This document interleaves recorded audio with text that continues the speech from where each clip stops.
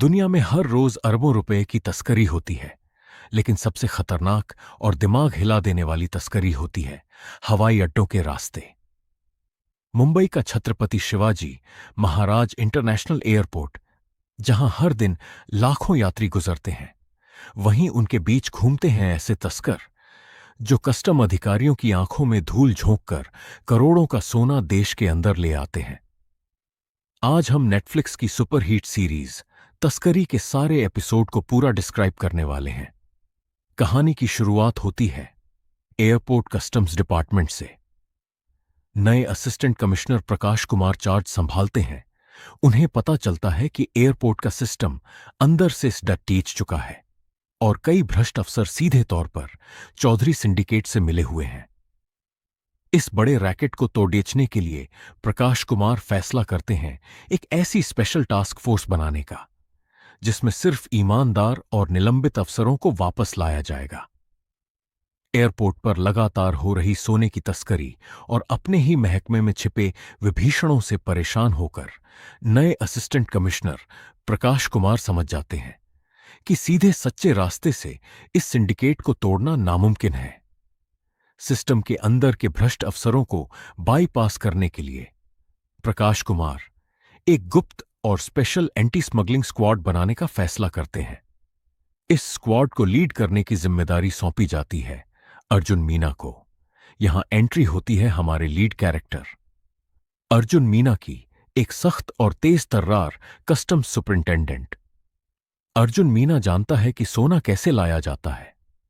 तस्करी की भाषा में कुरियर करने वाले यात्रियों को पोपट कहा जाता है।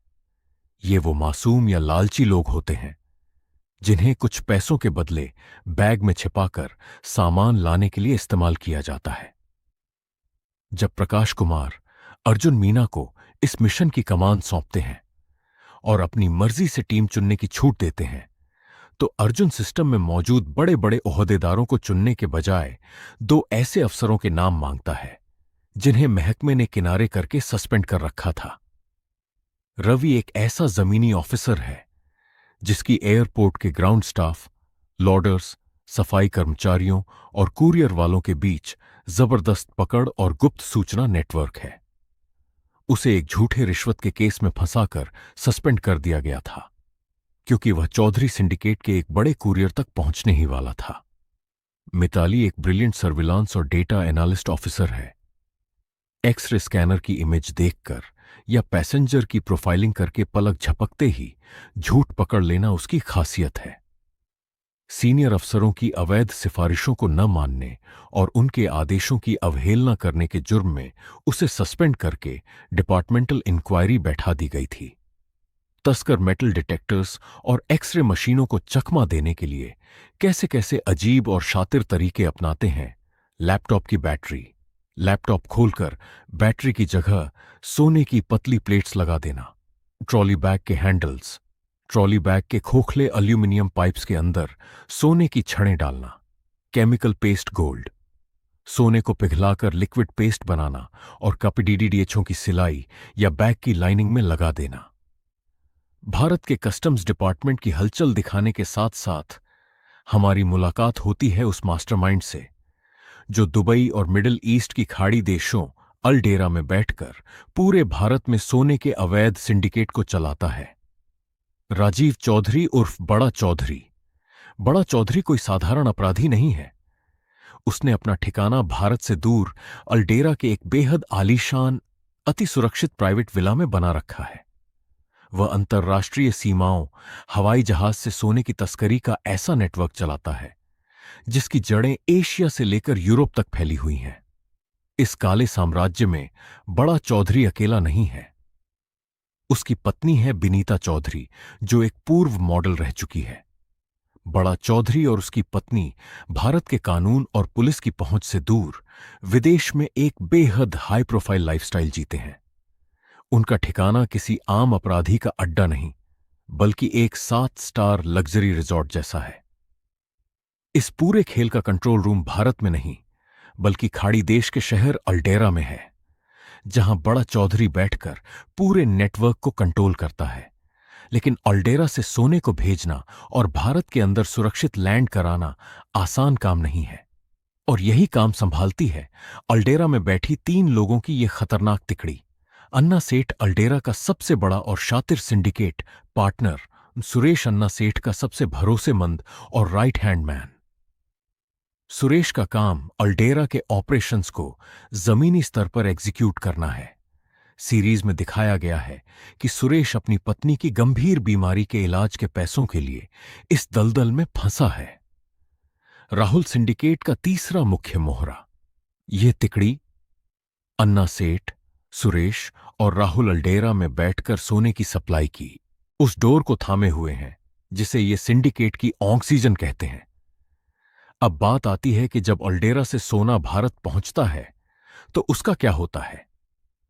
भारत में इस पूरे सोने की रिसीविंग, उसे सेफ हाउस तक पहुंचाना, बाजार में बेचना और उसका पैसा वापस हवाला के जरिए अल्डेरा भिजवाना, यह सारा काम संभालता है रमेश। अल्डेरा से अन्ना सेठ, सुरेश और राहुल ने सोने की एक बहुत बड़ी खेप मुंबई के लिए रवाना कर दी थी। इस बार उन्होंने मेटल डिटेक्टर्स और स्कैनर्स को चकमा देने के लिए एक बेहद अजीब तरीका निकाला। अल्डेरा से भेजे गए ट्रॉली बैग्स और कपड़ों के अंदर सोने को अलग अलग तकनीकों से छिपाया गया था। जिस हैंडल से ट्रॉली बैग को खींचा जाता है, उसके खोखले पाइपों के अंदर सोने की पतली और लंबी छड़ें ठूंस ठूंस कर भरी गई थीं। बैग्स के प्लास्टिक पहियों के अंदर का हिस्सा खाली करके उसमें गोल आकार की भारी सोने की रिंग्स और बॉल्स फिट की गई थीं। बाहर से इन्हें काले फाइबर और रबड़ से कवर किया गया था बैग के नीचे की तली, और साइड्स में जहां सपोर्ट के लिए मेटल की स्ट्रिप्स लगी होती हैं, वहां लोहे की जगह सोने की पतली पट्टियां सेट की गई थीं। सोने को पिघलाकर बनाए गए केमिकल लिक्विड पेस्ट को बैग्स की अंदरूनी परतों और कपड़ों की डबल सिलाई के बीच सील कर दिया गया था। यानी पूरा का पूरा ट्रॉली बैग ही सोने से तैयार किया गया था। अल्डेरा से आई फ्लाइट से उतरे यात्रियों में सिंडिकेट के कई पोपट शामिल थे। उन्हें लग रहा था कि उनका काम आसानी से हो जाएगा, लेकिन एयरपोर्ट पर उतरते ही उनका सामना अर्जुन की बिछाई अभेद्य घेराबंदी से हुआ। स्कैनिंग और जांच का दौर जैसे ही ये सभी कुरियर्स अपने अपने ट्रॉली बैग्स लेकर कस्टम्स चेकिंग एरिया की तरफ बढ़े, मिताली और उनकी डिजिटल एनालिस्ट टीम की निगरानी चालू हो चुकी थी। एक्सरे मशीनों और हाईटेक स्कैनर्स पर बैग्स के असामान्य पैटर्न दिखे। कस्टम्स इंस्पेक्टर्स राकेश और विक्रम ने ग्रीन चैनल से निकलने की फिराक में लगे संदिग्धों को घेर लिया। तस्करों के पूरे जत्थे को भागने का एक भी मौका नहीं मिला। ग्राउंड पर मौजूद रवि गुर्जर और उनकी टीम ने भागने की कोशिश कर रहे 2 कुरियर्स को रनवे और एग्जिट गेट के पास ही धर दबोचा। पूरा एयरपोर्ट चेकिंग और जब्ती के ड्रामे से गूंज उठा। मुंबई एयरपोर्ट के इतिहास में यह सोने की अब तक की सबसे बड़ी और सटीक जब्ती साबित हुई। करोड़ों का सोना टेबल पर सजा दिया गया। असिस्टेंट कमिश्नर प्रकाश कुमार का फैसला बिल्कुल सही साबित हुआ था। जिस महकमे में भ्रष्ट अफसरों का बोलबाला था, वहां अर्जुन मीना और उनकी स्पेशल टीम ने तस्करों की पूरी रीढ़ तोड़ दी थी। सीनियर अफसरों से लेकर कस्टम्स हेडक्वार्टर तक अर्जुन मीना, मिताली, रवि और उनकी पूरी ग्राउंड टीम की सूझबूझ और जांबाजी की जबरदस्त तारीफ हुई। एयरपोर्ट पर तस्करों को पकड़ने के बाद अर्जुन और उनकी टीम बिना एक पल गंवाए इंडिया के मैन हैंडलर रमेश को दबोचने के लिए उसके घर पर रेड मार देती है। जब टीम घर के अंदर दाखिल होती है तो घर में रमेश कहीं नजर नहीं आ रहा था। पूरी टीम घर का चप्पा चप्पा छानने लगती है। छानबीन करते हुए रवि गुर्जर की टीम का नया लड़का कुलवीर घर के अंदर बने मंदिर के पास पहुंचता है। दीवारों और मूर्तियों की बारीकी से जांच करते हुए कुलवीर को मंदिर के साइड में बना एक गुप्त खुफिया कमरा दिखाई देता है। कुलवीर जैसे ही उस खुफिया कमरे का दरवाजा खोलकर अंदर घुसता है, अंदर रमेश घबराकर अचानक हरकत करता है। हड़बड़ाहट और हड़कंप के माहौल में कुलवीर का हाथ बंदूक के ट्रिगर पर दब जाता है और गलती से गोली चल जाती है। गोली सीधे रमेश को जा लगती है और वह वहीं ढेर हो जाता है। गोली की आवाज सुनकर अर्जुन मीना, रवि गुर्जर और पूरी टीम दौड़कर खुफिया कमरे में पहुंचती है, लेकिन तब तक बहुत देर हो चुकी थी। रमेश दम तोड़ चुका था और सिंडिकेट का सबसे बड़ा भारतीय मोहरा हमेशा के लिए खामोश हो गया था। कुलवीर घबराया हुआ खड़ा रहता है और पूरी टीम को यही लगता है कि यह महज एक अनहोनी या हादसा था। रमेश की मौत के बाद सिंडिकेट चुप बैठने वाला नहीं था। अब उन्होंने टीम को रोकने के लिए खौफ का सहारा लिया। एक एक करके अर्जुन मीना की टीम के हर मेंबर के फोन बजने लगते हैं। अनजान नंबरों से आने वाली इन कॉल्स में कोई गाली नहीं, बल्कि उनके परिवारों की पल पल की लोकेशन बताई जा रही थी। पूरी टीम के अंदर एक अनजान डर का माहौल बन जाता है। सिंडिकेट का सबसे घटिया और डरावना रूप तब सामने आता है जब वे टीम की महिला अफसर मिताली को निशाना बनाते हैं। मिताली की मासूम बेटी जब स्कूल से लौट रही होती है, तभी रास्ते में दो बाइक सवार उसकी गाड़ी को रोकते हैं। इससे पहले कि कोई कुछ समझ पाता, वे लोग लड़की के चेहरे पर एक लाल रंग का लिक्विड फेंक देते हैं। मिताली और उसकी बेटी चीख पड़ती हैं।